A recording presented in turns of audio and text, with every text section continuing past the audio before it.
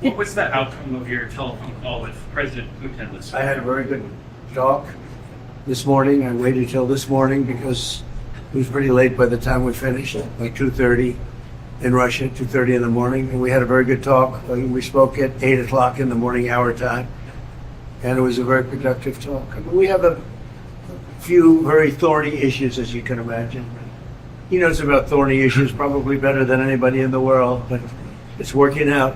We have a couple of issues that we're going to get resolved, hopefully, and if we get them resolved, you're going to have peace. Have a beautiful lunch. We'll Mr. see you President, later. are you worried that the strike, the alleged strike on Putin's residence, could scuttle the peace discussions? Yeah, I don't like it. It's not good.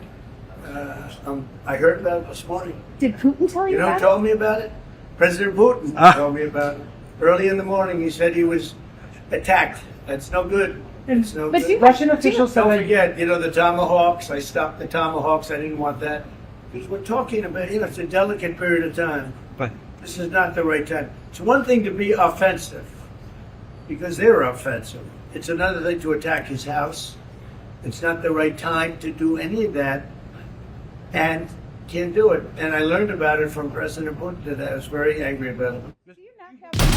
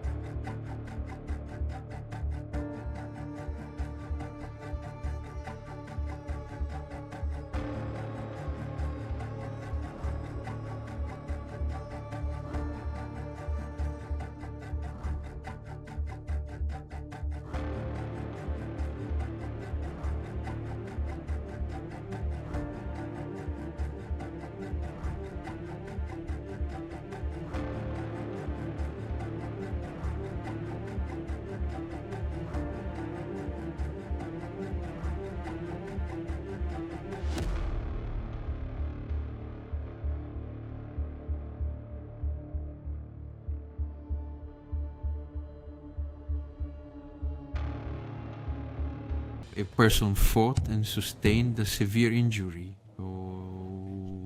And of course, the state is obliged to provide everything to ensure he feels as useful as possible, not only within his work or service in the Ministry of Defense, but also outside the ministry.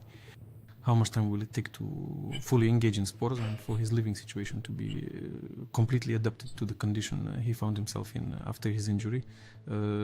This absolutely must be done.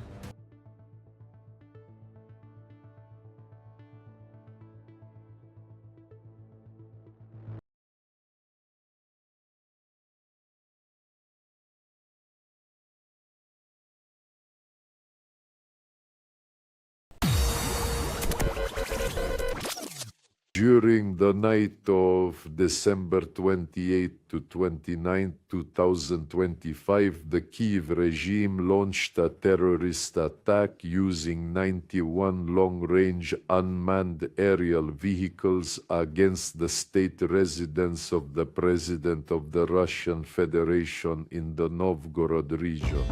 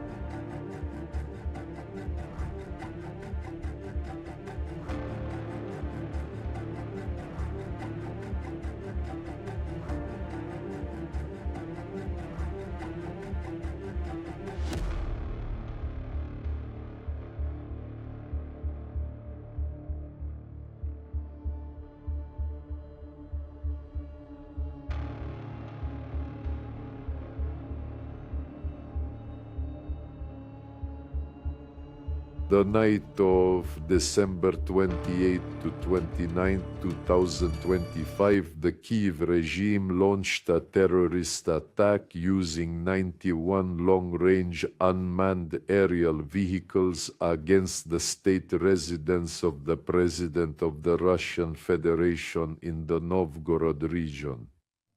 All unmanned aerial vehicles were destroyed by the air defense systems of the Russian Federation's armed forces. No information has been received regarding casualties or damage from UAV debris. We would like to draw your attention to the fact that this particular action was carried out during a period of intensive negotiations between Russia and the United States concerning the settlement of the Ukrainian conflict. We want to make it clear that such reckless and irresponsible actions will certainly not be left without a response. The specific targets for retaliatory strikes and the precise timing of their execution by the Russian armed forces have now been definitively determined.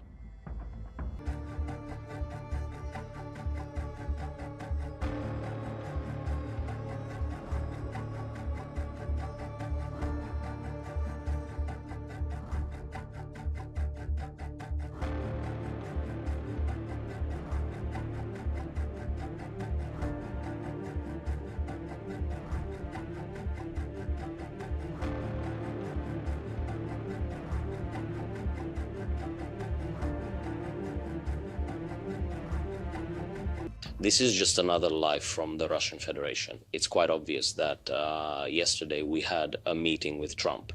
And it's also quite clear that for the Russians, if we don't have a scandal with America, but instead we are making progress, then for them, this is a complete and utter failure. At this very moment, with their declaration that one of their residences was supposedly attacked, they are simply preparing, I believe, they are fundamentally setting the stage to carry out strikes, most probably targeting the capital city and most probably targeting government buildings. So everyone needs to be vigilant now. Absolutely everyone. An attack could be launched on the capital, especially since this individual, if one can even call them human, stated this, that they will be selecting appropriate targets, meaning they are threatening.